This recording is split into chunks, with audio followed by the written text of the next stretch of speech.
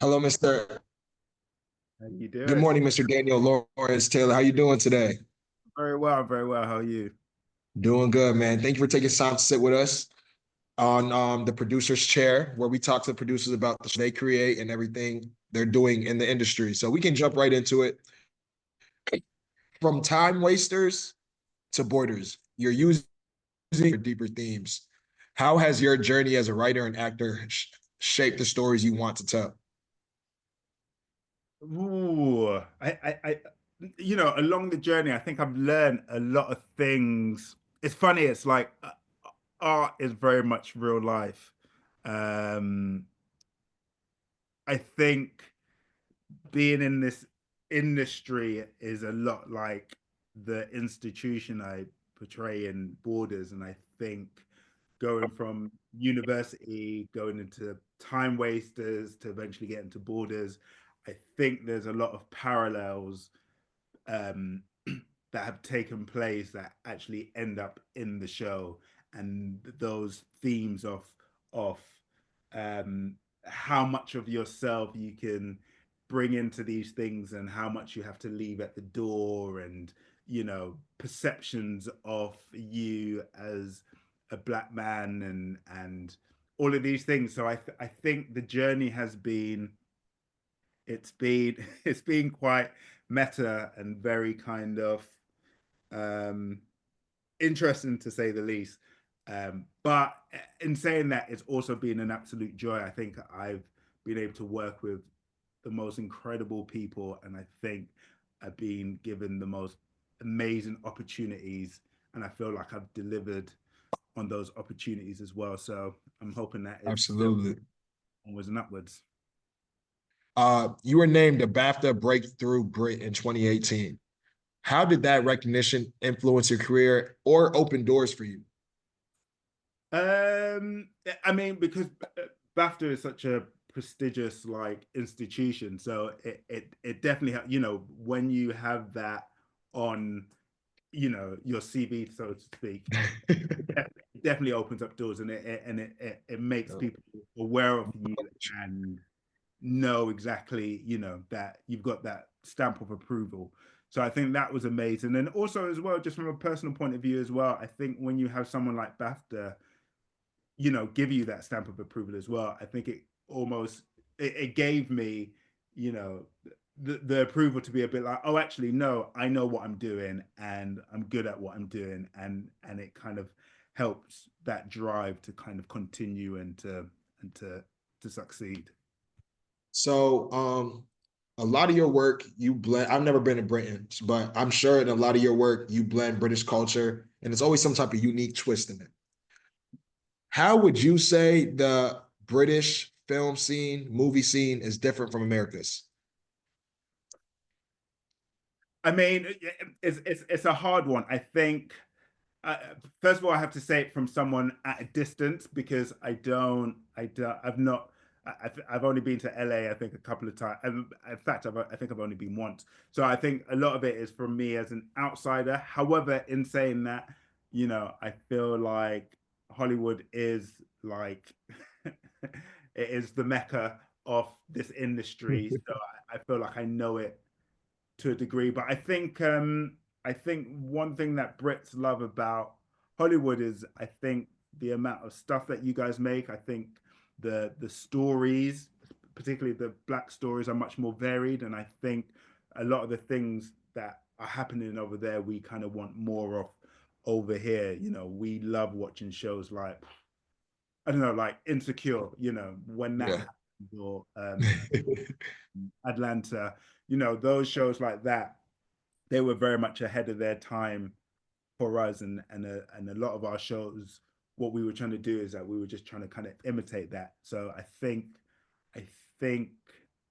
that's the key difference. But I think what one thing I do love about the British industry is that we've got our own like unique stories, and what's so beautiful now is, I think we used to have like a lot of American imports, but it's so wonderful to know that our shows like Borders or Dreaming Whilst Black or Chewing Gum, all these shows that are now going over to America, and that What's up? Yeah, we're sharing that experience, and I think that's a beautiful thing. And so the crossover now is, that gap is so much smaller. So it's really lovely. But you're not just a writer too. You're also an actor. You're a creator. Do you feel like wearing multiple hats has made you just better at whichever segment you're choosing to focus on for that film? That you kind of know all angles? You know what? I think, yeah, definitely. I think, I mean, from an actor's point of view, I think, I remember going into auditions, and if I didn't get a role, I'd really overthink it. But I realized, you know, now that I'm on the other side casting people, I'm like, sometimes it's just like you're just not right. It's not that you're a bad actor. You just don't fit the role that I had in my head. Like, your take wasn't the take that I wanted. And I think that definitely helps, that you can kind of shake off auditions a lot easier. I think being a creative and being in the editing room, you kind of know what the camera can and can't do. So as an actor, you realize what is actually being captured. So that definitely helps. So yeah, so I think wearing different hats definitely makes you better in different fields, and it's definitely done that for me. All right, let's talk some borders. So, Nice. I'm just starting the show. I won't lie. I didn't want to start at season two. I'm like 2, 3 episodes into season one. I'm loving it. It's hilarious. What was the light bulb moment that made you want to make Borders, this whole series? I suppose it was like, so the whole thing came off the back of a newspaper article, and it was about 5 young black kids that got a scholarship to a private school in England, and the themes just really resonated with me. It just Yeah. and resonated with me because I didn't go to boarding school, but my university was predominantly white, predominantly middle class. So it was definitely a fish out of water, and I just love that fish out of water story. And I really wanted to show an audience what it's like stepping into these weird institutions, but also how as individuals we all enter these spaces differently. And even though it's in a boarding school, I kind of wanted to kind of show it's like it's not just about the education system, it's about all institutions really, and we all navigate them in completely different ways. And there's no right or wrong answer. I just put them in this space and kind of have an audience kind of see how they navigate it. But at the same time, I wanted to do it through an entertaining lens. So I used comedy because I really wanted to show, how like fun and enjoyable blackness is. So, that was why I wanted to do Borders. What this upcoming season, what can we expect in the group dynamic? Will there be any shifts, any big fights, maybe big arguments that they won't be able to get over? Oh, there's definitely like some secrets are revealed, which almost like threatens one of our characters to be completely ostracized. There's a big fight between two of our characters as well that really shakes things. Um, Femi, he actually finds his new talent, but you know, his parents have a big question mark over it. So yeah, there's a lot of conflicts, but there's also a lot of new friendships form, friendships break.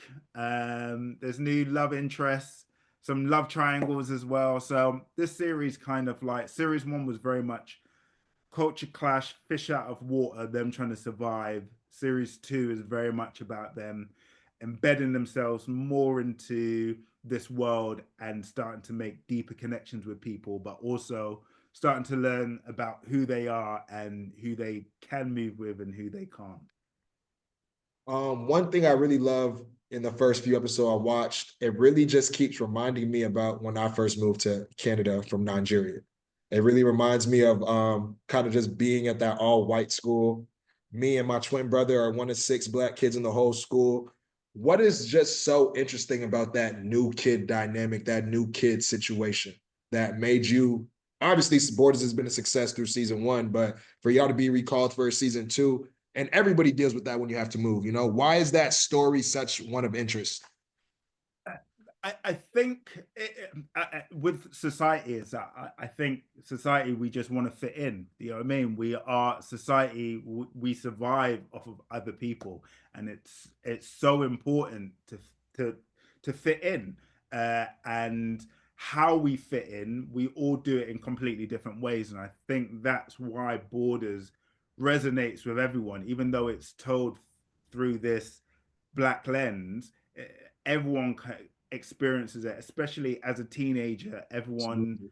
has had to go through some kind of education system in which they're just trying to find their space, their people, their tribe.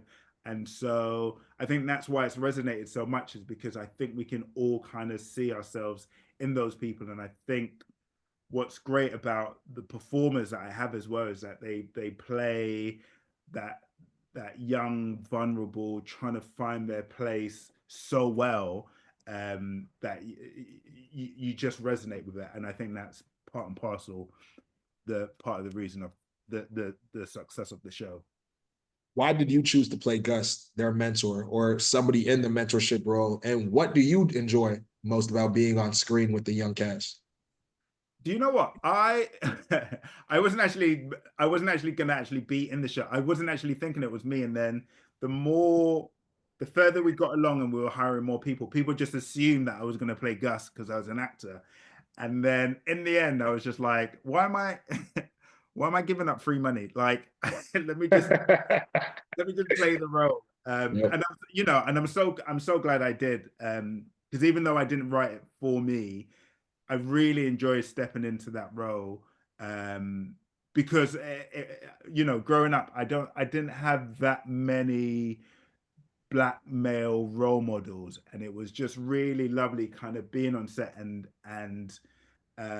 it's not so much that I took on that role in any way, shape, or form, but it was really lovely to kind of see this young cast, and for some of them, it was their first acting jobs ever, and them just kind of seeing a set through new eyes, and there was just something quite beautiful of me having been on set many a times and seeing what it was like for them. So in some ways, I almost became Gus in terms of like explaining how things work, and what to do, and your characters and all of these kind of things. So I'm really glad that I took that role.